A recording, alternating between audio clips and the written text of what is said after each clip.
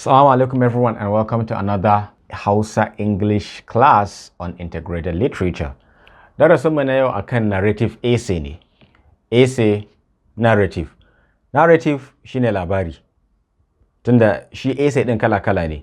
Akwai narrative, akwai descriptive, akwai expository. Kala-kala ne essay. So, me narrative essay? Narrative dama shine labari. Essay ne wanda zaka bada labari. Shi bai da kwatance da yawa. Sai dai kawai labari. So me narrative essay? Ya ake rubuta narrative essay? So sai aka ce a junior secondary school an koya muku essay writing. So aka ce za ka yi tuna types of essays that we have. Kamar da na faɗa akwai narrative, akwai expository, akwai descriptive. So aka ce, do you remember what we mean by the narrative essay? Yes, essay, narrative essay ne wanda yake bada labari. Kuma yawanci tun da yana bada labari ne, ana rubuta shi ne in past tense. In past tense. Sai dai kawai in kana rubuta fiction, misali novel ko short story, wannan kuma za ka yi akwai style shi kuma, shi wannan akwai style, amma wannan babi ne na fiction. Shi wannan za ka yi rubuta a present tense. Shi wannan fiction ne, amma in ana magana essay, shi wannan dole ka ɗan yi maintaining formality. Za ka rubuta shi ne a past tense, kuma shi labari ne akan abin da ya faru ba abin da zai faru ba. Okay, shine narrative essay. Aka ce, a narrative essay is an essay that tells a story. In other words, the writer is devoted to telling a story about a particular issue. So kun ga shi ma wannan din kamar yadda muka yi paragraph a can baya. In narrative essay ne, labari akan labari abu ɗaya ne zaka bayar. Misali, farkon da ka fara zuwa makaranta, my first day at school, ko a day I will never forget, or my first journey to Lagos. So misali shi wannan uku, my first journey to Lagos, a wannan essay din kawai zaka bada labari ne akan zuwan ka Lagos kawai. Ba za kuma ka bada labari akan first day ɗinka a makaranta ba, ko labari akan how I spent my last Christmas holiday. So shi ma essay din nan dole akwai topic dama. Duk wani essay yana da topic, yana da title. Kamar wa'annan examples in my first day at school shine title din essay din. So a wannan labarin ba za ka fita daga wannan maudu'in ba, cewa my first day at school. Gaba ɗaya labarin zai takaita ne akan first day ɗinka a makaranta. Ba za kuma ka kawo labarin da ya faru a second day ɗinka ba, ko kuma a day before your first day. A'a, shi ma za ka takaita ne. Shi yasa aka ce the writer is devoted to telling a story about a particular issue. So you are devoted to telling a story about a particular issue a wannan essay din. Aka ce, in a narrative essay you are expected to tell a story. Of course, dama story ne zaka bada. Your story may be real or imaginary, or even a mixture of the two, with some parts real and some others.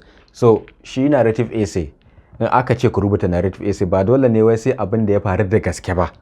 A'a, za ka yi ka kirkiro kawai labari, imagination.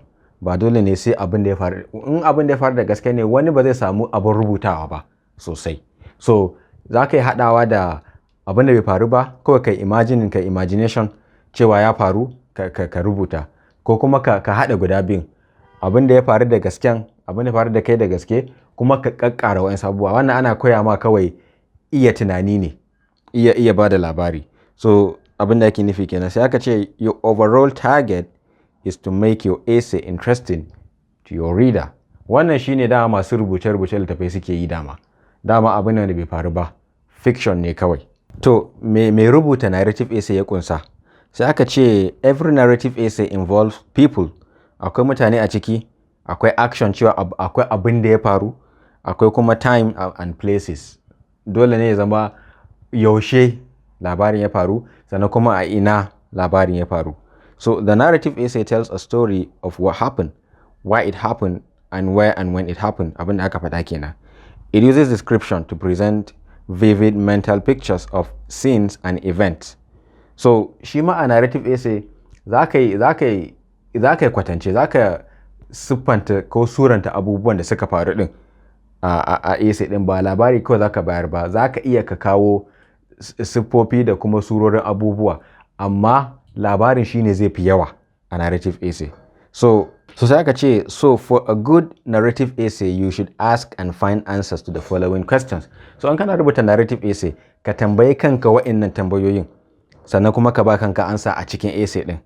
what is your story about? Me labarin yake magana akai. What actions took place in your story? Me ya faru? Who were responsible for these actions? Su waye suka yi wa'annan abubuwan? Abubuwan da suka faru din, su waye suka aikata su? When did the actions take place? Yaushe kenan. How did the actions take place?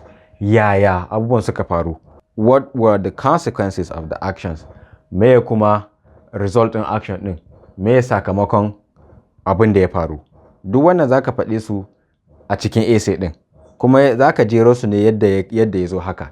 Zaka fara da me labarin yake akai, me ya faru, yaushe abubuwan suka faru, su waye suka yi, haka dai zaka jero shi haka ake so. Amma yanzu cewa ƙarshen essay din a ga sakamakon abin da ya faru.